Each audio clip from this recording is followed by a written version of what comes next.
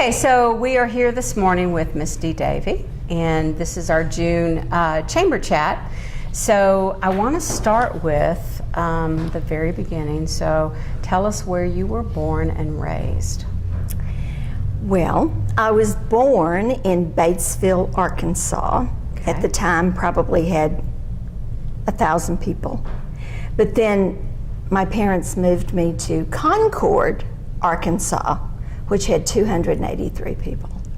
Oh. And my favorite comment about my little town is, seemed like every time a woman had a child, a man left town. So it stayed the same.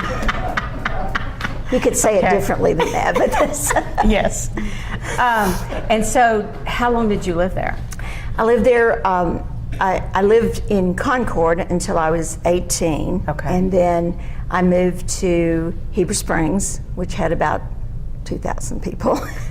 And then I went on to college in Conway while I was living in Heber. And then I moved to Russellville, Arkansas. Arkansas, okay. And so growing up, siblings? Had 3 brothers. Older, younger? I had 2 older, much older, 10 and 7 years older. Okay. And then 1 younger. Okay. And yes, I was somewhat spoiled. As the only girl? As the only girl. Unfortunately, I lost two of the older brothers about 25 years ago. And so my younger brother and I are the two, and we're 2 years apart. 2 years apart, okay, okay. And so growing up, your parents, what were some of the lessons or things that they instilled in you that you still hear in your head today? My dad, I always remember, was take responsibility. Whatever you do, own it. Mm-hmm. And that was, and he wasn't, he had an 8th grade education, he worked construction work all of his life, so he just, he just lived right. He did right, mm-hmm. and he kind of passed that on down to us. And I was in church every time the doors opened, mm-hmm. and I think that was a really good background for me because, that just gets into you and it really doesn't leave. Yeah. So I learned a lot from that. And prior to the age of 18, what would you say, did you have any visions or aspirations as to, I know exactly what I want to do, what I want to be when I grow up? This. Really? Yes. Okay. I mentioned one time before, I always wanted to travel with a country western singer, which, why, I don't know. I didn't sing country western, I was a lyric soprano and I sang from musicals. But in 1993, that's what I did. And I started real estate with a builder in Walnut Creek Valley, and there was nothing there. And I worked there for 5 years, mm-hmm. and then went on to join Coldwell Banker, mm-hmm. worked with Coldwell Banker for 5 years. And I wanted to have a public relations degree, mm-hmm. and they didn't offer it in Arkansas, or probably Texas at the time.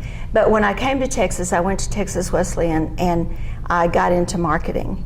And I knew that's what I wanted to do, and it's the closest thing to public relations that you can do. But growing up, did you know that real estate was what you wanted to do? Not real estate. Okay. No, I knew I wanted to be working with the public. Okay. I knew I wanted to be a resource person. I knew I wanted to help lots of other people kind of achieve their goals. I used to tell my little friends, you can do this and you can do, and of course I made not great grades, but I knew that I wanted this path, and it just happened to be real estate. And I got a real estate license when I was 28 years old, mm-hmm. and that's my story. I worked in banks, I worked in restaurants very poorly. I worked in, and that's about it. Then I went into real estate. So how did you get into it? You said you worked in banks, and so what were some of the things that led you to get that that license? I mean, what was the turning point? Well, it was, and a lot of people, when we talk in classes with, when people are talking about how they ended up, and many of them say, well, it was purely accidental. And to some degree it was for me too. I didn't like real estate agents. I lived in Mansfield. It seemed like all they did was sit at the country club, drive their Cadillacs, drink, and smoke. And I did not. The good old days. And I thought, that is not what I think it's all about. And so I had a friend who was a broker, and she said, you have to get your real estate license. I said, I don't want to be a realtor. I really don't want to be a realtor. But I did. I went for 3 nights a week, 3 weeks out of the month, for 3 hours a night for 6 months. And I got my 180 hours. And that was back in 1978. And so I had a license, inactive. I had no idea at all that I would go into real estate.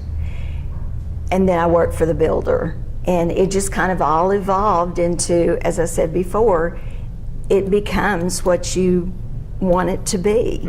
And so that's how it all happened. How did you get to Texas? I keep backing up a little bit. Well, I followed a man. Okay. My husband at the time, we met in a hotel in Little Rock, Arkansas. Okay, there's a story there. Okay. My husband, Tom Davey, he opened stores for learner shops.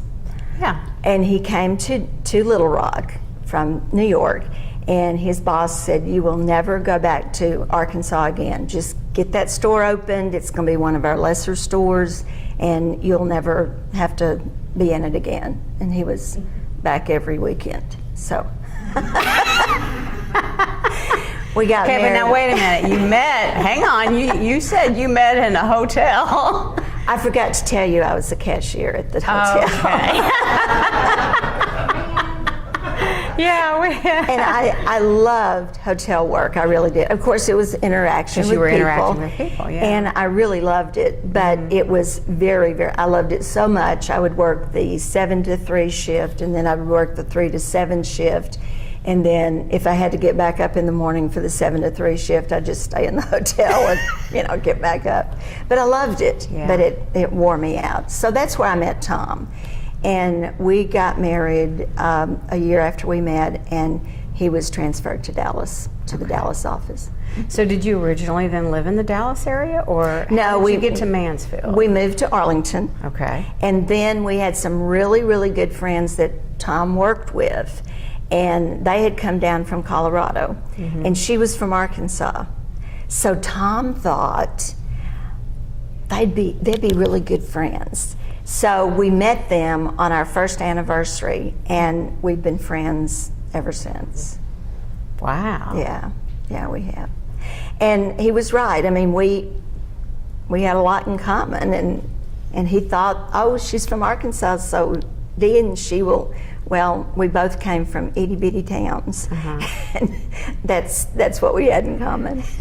And you moved to Mansfield? A year after we moved to Arlington, because Mac and Lil had moved to Mansfield. Okay, so you followed them here. Okay. Bought a little Fox in Jacob's house. What year was that? That was in 1970. Let's see, we moved to Mansfield in 76. Okay. And so what did Mansfield look like? Not much. Okay. It was, there were 8,000 people here at the time, but it was really similar to Heber Springs was about the same size at the time. Little Rock actually was exactly the same population as Arlington when we moved here. So there just wasn't much here, but it was a very comforting thing to me because I didn't understand big. I would have drowned in a small city. So Tom traveled 6 days a week, and he said, you need to get involved in chamber, you need to get involved in your church, choir, anything you can get involved in. And I did that to excess. 1 year I was president of 4 organizations, which was stupid. Toastmasters, Ladies Chamber, Chamber of Commerce, things like that. So, but that was the thing that kind of put me on the road to name identification. And of course, then we had newspapers, which were so wonderful because I could figure out a way to get in it every week. So, and that was a very good time. We were doing things. Carol Parrish and I produced the very first Christmas parade that Mansfield ever had. We did lots and lots of stuff that, you know, the gazebo, Lucretia Mills was responsible for that. And we did things that were really helpful in the community. Beautification, Lucretia was very involved in beautification.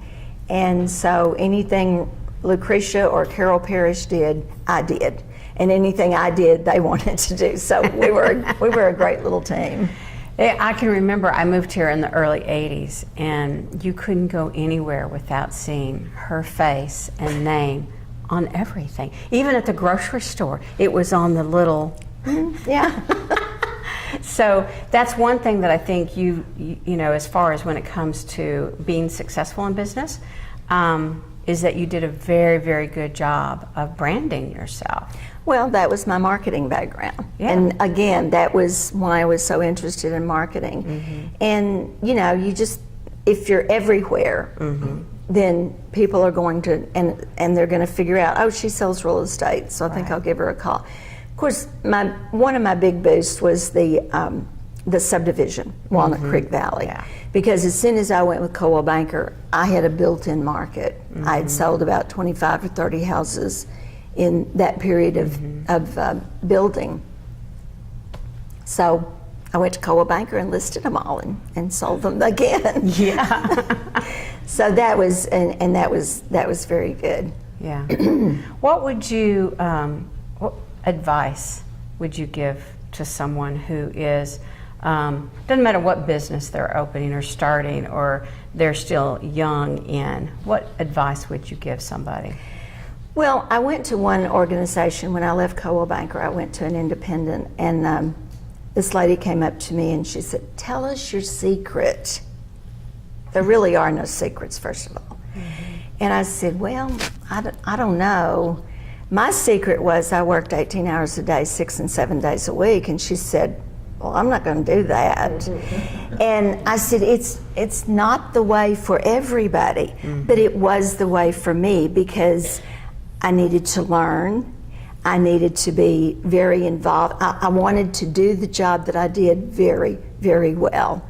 I wanted to make sure that people appreciated what I was doing for them. And you just got to work at it all the time. And of course, no husband around and no children. And when I say that to somebody, I always say, I had no husband and no children. And it makes a huge difference in how you allocate your time, because if you lose your family, you really don't have much. So I learned that early on.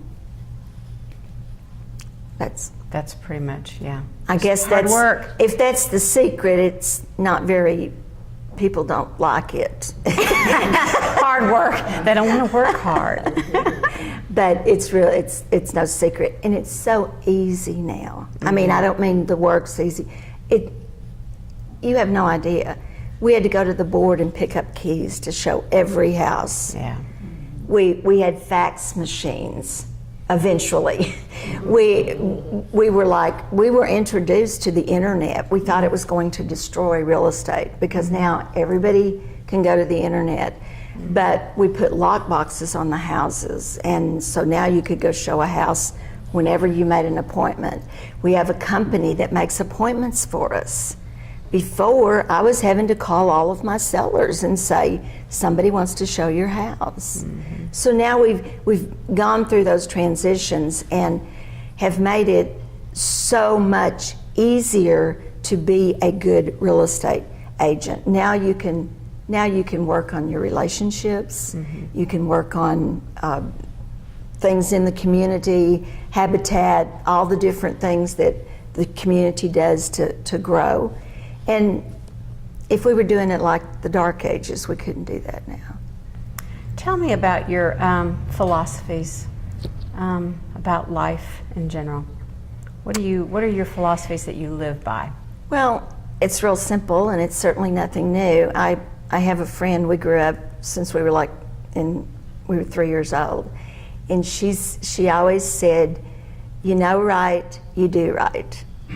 And you know when you're doing the right thing. You know when you've been dishonest with somebody. You know when you've done something that is not your philosophy. And I just believe responsibility. I have a very deep faith. God pulled me everywhere I've been. And that's kind of my philosophy, that the reaping and the sowing is a big deal. Mm-hmm. And in real estate more than ever. I mean, we farm, we plant those seeds, and they come back to us. And there's no way you can get around that. You just can't. So I would say my philosophy is you just do the right thing. If you don't know what the right thing is, you talk to somebody. You interface with, okay, help me with this, which is why I love being a broker, because when people come to me and ask me things, I will get, okay, what do you think? How do you feel about this?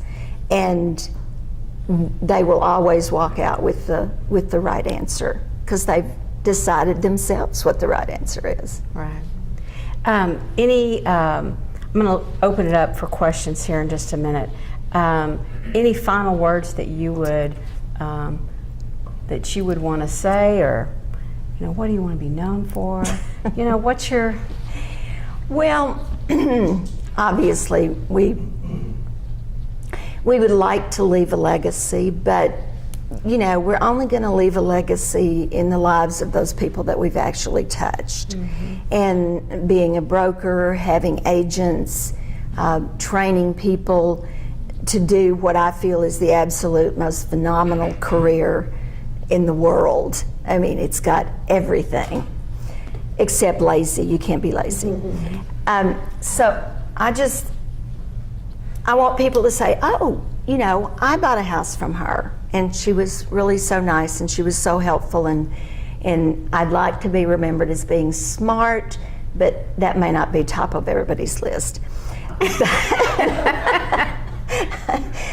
But yeah, that's it. I mean, you want people to remember you as a person that made a difference. And I was given the Wall of Honor several years ago, mm-hmm. and the Wall of Honor is given to somebody who the community thinks has made a difference. Mm-hmm. So that's one of my most cherished awards.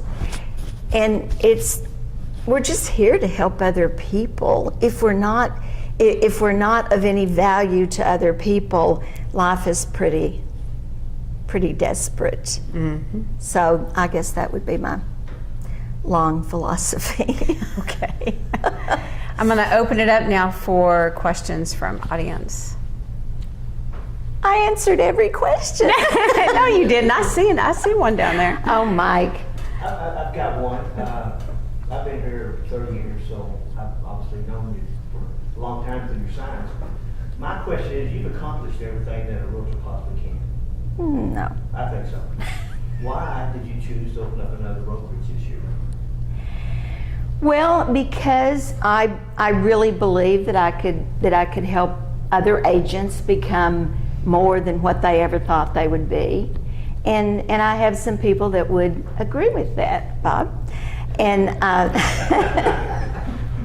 I've taken people from very high-profile jobs to real estate.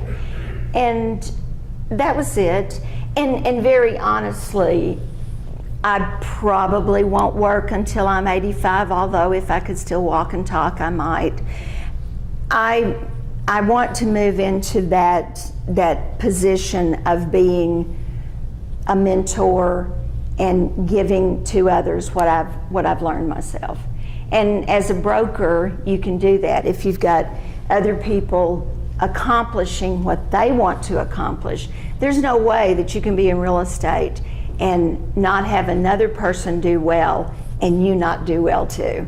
So it's just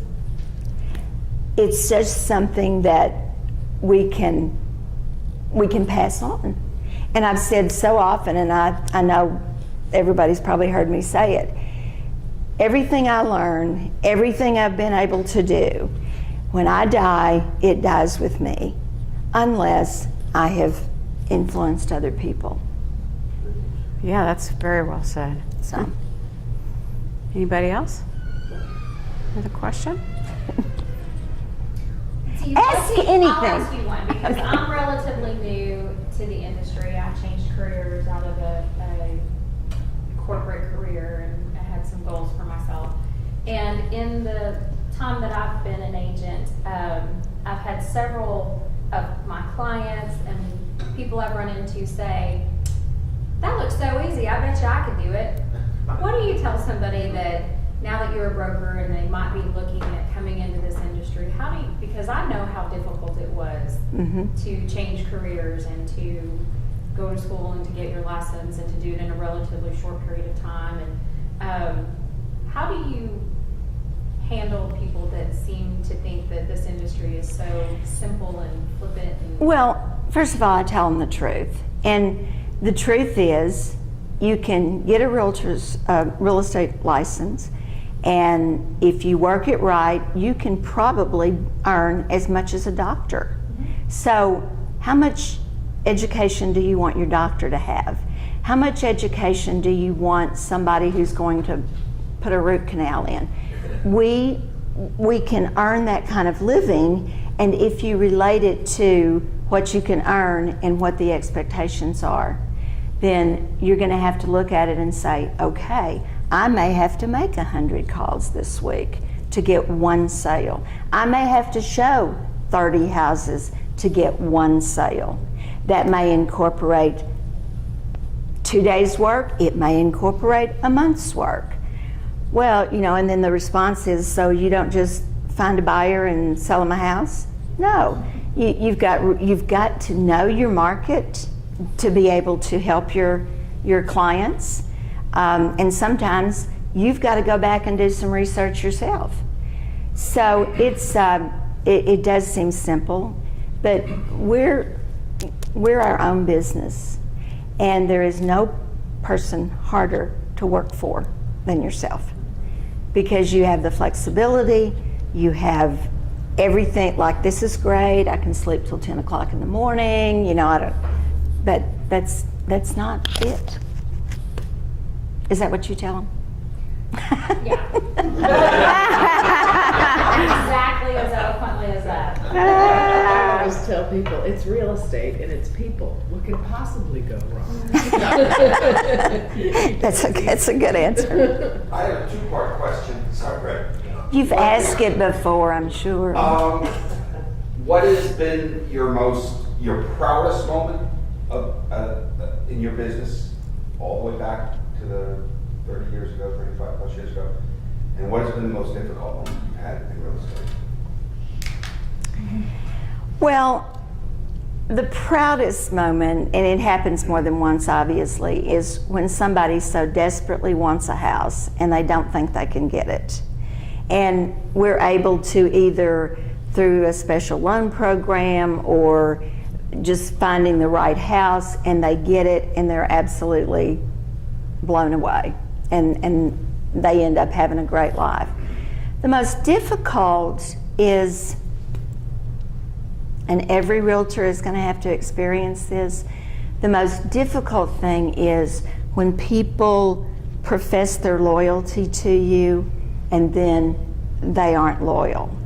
And there's no way we can change how they think. And I think, and I have always said that what we put on our buyers and sellers, we did it. We either didn't tell them what they needed to know, we didn't show them what they needed to know, we didn't give them our philosophy about here's how I work. I had one leader that she always said, I sit down and I say, okay, here's how I work. And you tell them. So when you are not calling them every day, they know that's not how she works. She's not going to call me every day. She said she would call once a week. So that's part of it. I mean, if we want people to do what we want them to do, we have to give them our expectations and ask them what their expectations are, and then perform that way. Do you have one? Yeah. Dee, what is your view on the Mansfield real estate market? Like, what are the opportunities and the challenges now? Well, as far as I'm concerned, living in Mansfield is probably about the same as heaven. Amen. Thank you. There are some major challenges, of course. I think we're probably, although we're right on target in our projections of how we're going to grow, I often hear we're growing too fast. Well, I guess that's relative. I love growing too fast because, more people, more houses. They talk a lot about shortage of inventory. We really don't have shortage of inventory. What we have is shortage of affordable inventory, because we've got 5,000 lots ready to be built on. We've got 870 acres of land already having houses built on it. So I think the challenges for Mansfield is just to figure out a way to keep up with the growth. Growth is probably the most devastating thing to every community in America if they don't know how to handle it. I have watched our council, our staff, the way they have run the city, how they started the infrastructure. I know you don't think everything's been built because it's under construction all the time, but it started a long, long time ago. So we're already ahead of the game on infrastructure.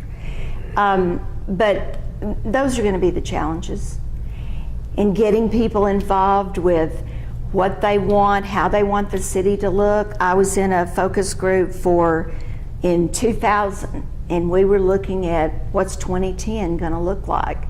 And I mean, we were right on target for 2010. Now, granted, that's 20 years ago, but they do that every 10 years. And we've just made it, and we've gone in the direction that we wanted more assistant living places. We wanted more upscale houses. We wanted things that were really nice for our community. We wanted a Target, and we wanted a Walmart, and we wanted places to eat, and here they are. That's just what we planned for. So planning is good in real estate too. So if you weren't in real estate, what would you be doing? I would probably be working in a library. I mean, that would be a volunteer thing, of course. For a living, I don't know, public speaker maybe. That would take a lot of work. But I can't imagine, there's not really any way you can get out of real estate. Let me just say, it is harder to get out of real estate than it was to get in. And that's a good thing, because you've built those relationships and they want you. But I'd work in a library, public speaking, something like that, volunteering, obviously. I just have a comment. Donna's got this book here, John Maxwell, How Successful People Think, and he's known for saying there is no success without succession, and that falls in line with your legacy, because you have built and are building things for other people that not only Right. will your memory still be there long after you're gone, but then the success of other people is continual, because you've now groomed them and told them the same thing. There's no success without succession. Exactly.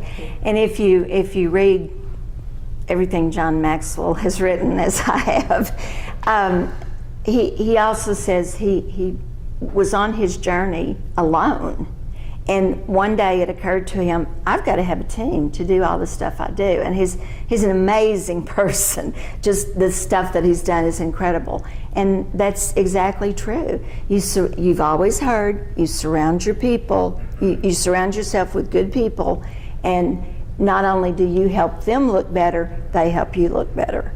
And we can't do it, nobody can do it alone. So John Maxwell's a very good author, if y'all want to. He thinks so too. Yeah, he does. What would you say is your challenge moving forward?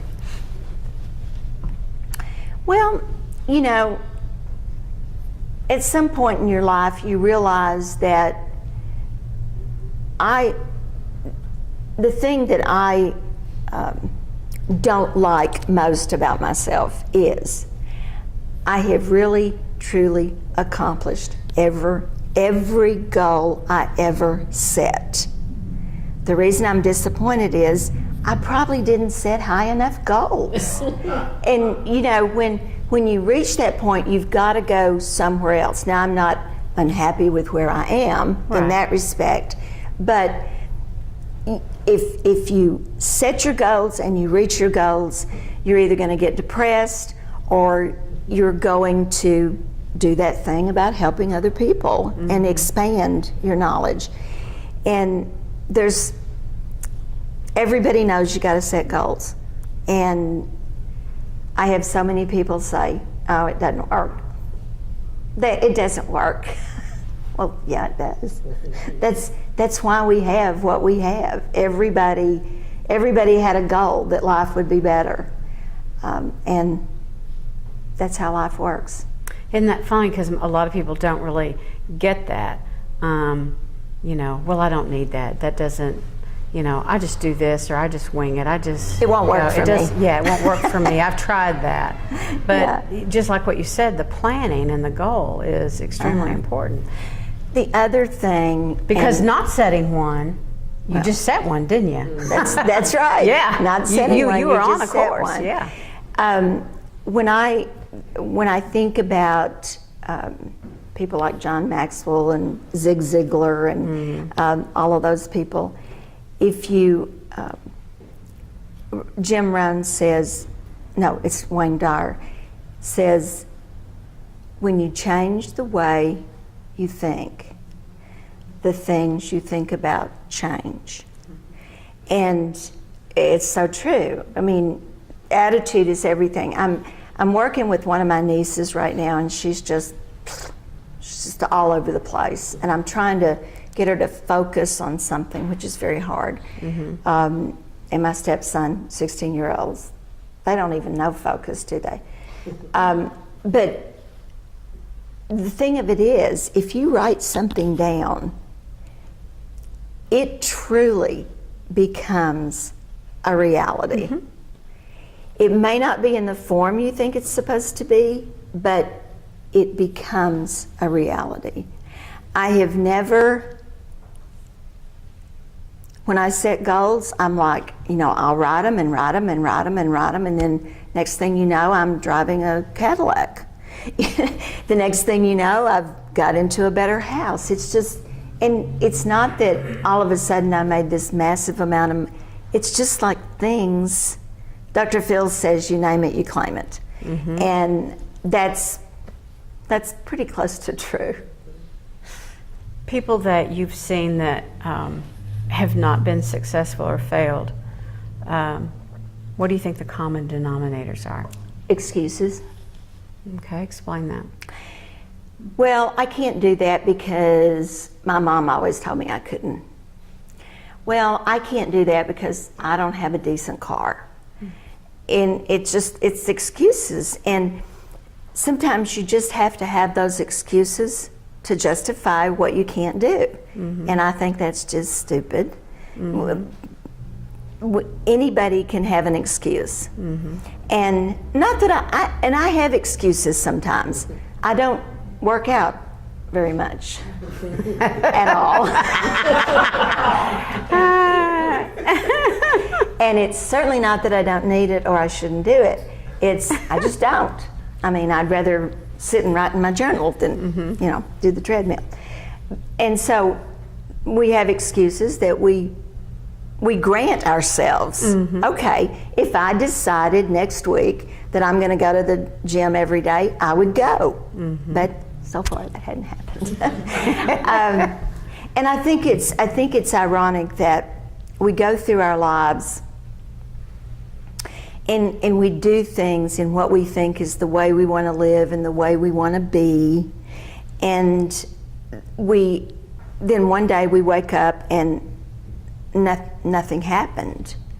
Why am I here? What? Well, it's because something you should have done, you didn't do. And do any of you listen to Darren Hardy? He has a wonderful podcast, and I listened to it this morning, and he was showing how just little bitty increments, and you expand them out. If you drink 8 glasses of water a day, or if you eat chocolate cake, what's the expansion going to look like?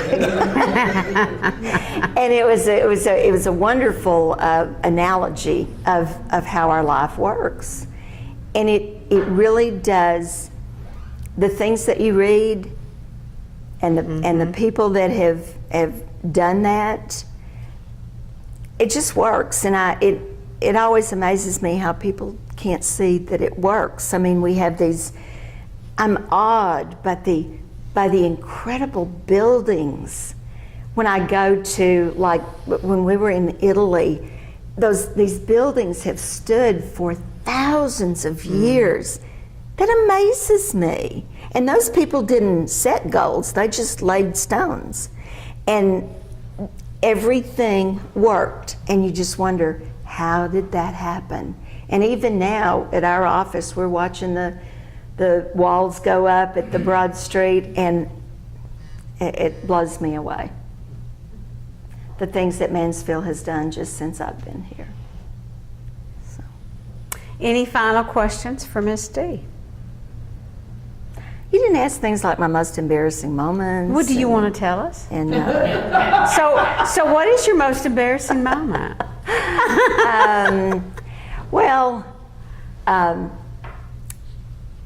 I was showing a house one day, and my skirt fell off. Okay,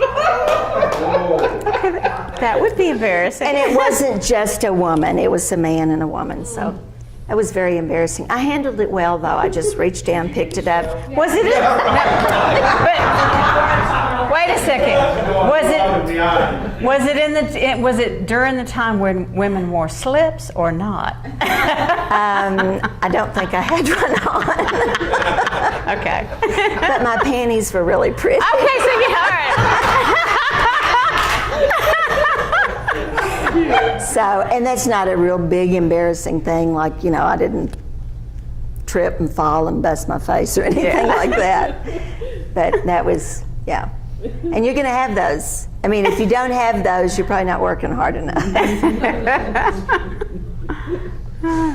Anything else you want to share? Anything. I mean, I'm very open. I'm not going to, if I don't want to tell you, I'll say that's too personal or whatever. Okay, so when you were with Remax, I believe, and then you went to Dee Davey Real Estate Services, and you ran that for quite a while, and then you pulled back and went back to Remax. So what was that all about? Well, that's a really good question. I get asked all the time, and nobody really understands when I tell them, but I'll be very specific with you. When I left Remax, when I left my Dee Davey Real Estate Services, I had a huge property management division. Shannon Ferry she came from Coldwell Banker. She had 150 properties. They closed the Coldwell Banker leasing department, so she came and worked for me. When I decided to go back, I had 13 agents. I had quite a lot of overhead, and I just was not making the kind of money that I personally could make. So I said, okay, I'm going back to Remax because I know what Remax is. But Jody allowed me, that's the broker with Remax, Jody allowed me to maintain a separate Dee Davey Real Estate Services Property Management. The people who worked there could not list and sell because it would be confusing to the public. So I kept that. And that's worked out well. The company's not as large as it was, but it's doing fine. Well, when Bob and I decided to leave RE/MAX, certainly nothing against RE/MAX. RE/MAX is a great company. They've built a strong history. We just decided what I said. We want to do something a little different. We want to maximize our agents' incomes. We want to be more of a come to me, you can ask me anything, you're not going to get lost in a crowd. I do quite a lot of traveling, but I have a broker there that can answer the questions. So we're not leaving our agents just dangling. I'm in the office most of the time, or Bob's in the office. So we're just kind of always there. And I do most of the generating, calling people and keeping up with my relationships and that sort of thing. So that's the reason we left. We wanted something kind of on our own to do things the way we want to do it. Now, of course, that's why every business opens. Yeah. And that's usually why every business fails. Well, I thought I could do it better. But that's it. And I think this is probably it, unless Bob decides he wants to buy me out or I want to buy him out or something. Now, did you meet Bob at RE/MAX? No. You didn't? How'd you meet Bob? I met Bob on the street, Forest Street, where his house was that I was selling for him. Ah. In 2008, 2009, good times. Yeah. Yeah. He had been told nothing will ever sell. What's really funny about this issue, Bob had a friend in Rhode Island, and he was a realtor. And so Bob was saying, I need to sell my house, I got to do something. And he said, oh, I got an agent, I'll have call you. And it was me. So when he met me, of course, I knew Bob from TV, and he knew me from living in Mansfield. And one day I said, have you checked in with your friend in Rhode Island, and how's he doing and everything? And we got to talking about, that was a nice referral fee he got. Bob said, what? He got a referral fee for referring you to me? I knew you. I said, well, he beat you to the punch. So that says a lot about those relationships. Yeah. Be sure you, and I was happy to pay it, obviously. And then probably about 6 months, maybe a year later, Bob decided he thought he'd like to go into real estate. And he was going to be an appraiser, and I talked him out of that. I said, that's crazy. And so we get along. We're both Aquarians. His birthday's the 13th, mine's the 14th of February. So far we've gotten along. And that's, I'm planning for a long future. Yeah. Good. You're a good team. We've seen that. So that's good. Excellent. Anybody else? We got about 3 minutes or so before we need to close her down. I love you all. I don't know you. Randy Hamilton. Hi, Randy. And I'm Julie Owens. We're with. Julie, you're with Ebby. iKids. Sorry. That's another, there are two Julie Owens in Mansfield.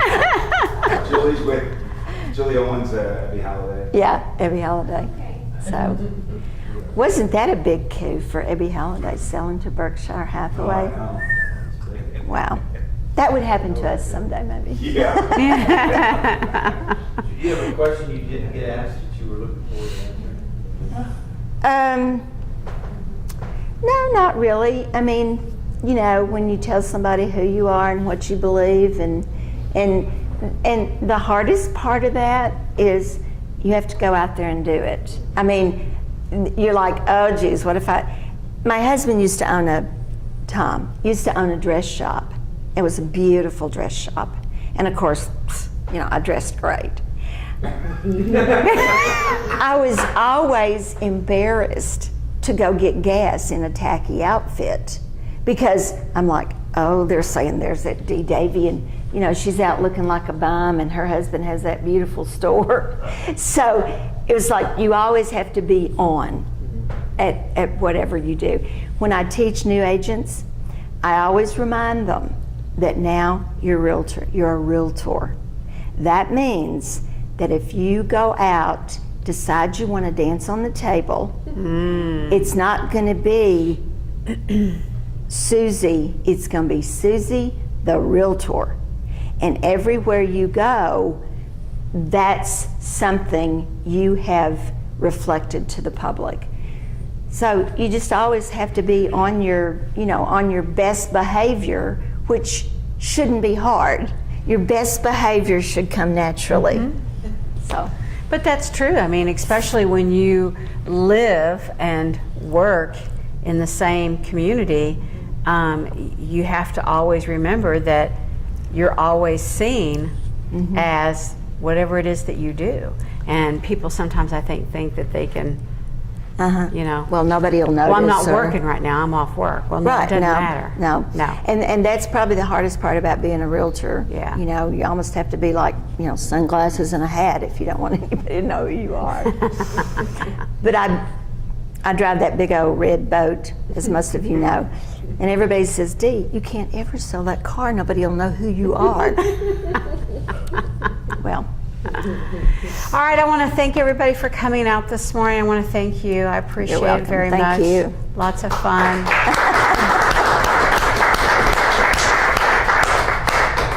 Thank you all for coming. I'm very, very honored. So, Very good. good.